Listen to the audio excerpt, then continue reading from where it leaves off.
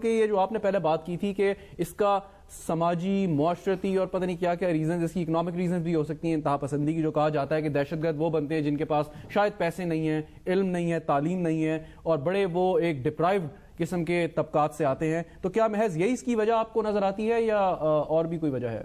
नहीं, वजह तो देखिए, ये इसका तो जिक्र हो चुका है, रियासत की बात की गई है।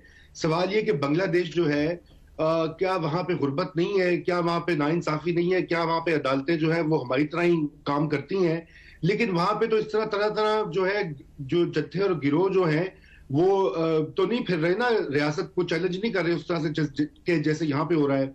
सवाल ये है कि यहाँ पर इंतहा पसंदी को, जो भी आप उसे कहें, इंतहा पसंदी कहें, शिद्दत पसंदी कहें, उसको पिछली 3 दहाइयों में मुल्क की जो है तालीमी निज़ाम, मुल्क की सियासत, मुल्क की जो शनाख्त है, उसमें शामिल कर दिया गया है।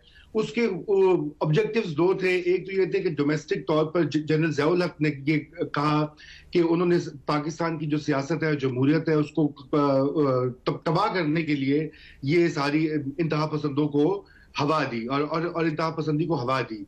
दूसरे, हमारी खारिजा पॉलिसी जो है उसमें भी ये इंतहा पसंद ग्रुप जो हैं ये काम आते हैं, क्योंकि देखिए ना, अगर आपके यहाँ हर जुम्मे की नमाज के खुतबे में आप यहूद और हनूद के तबाह होने की दुआ करें तो इसको इंतहा पसंदी नहीं कहेंगे तो क्या कहेंगे?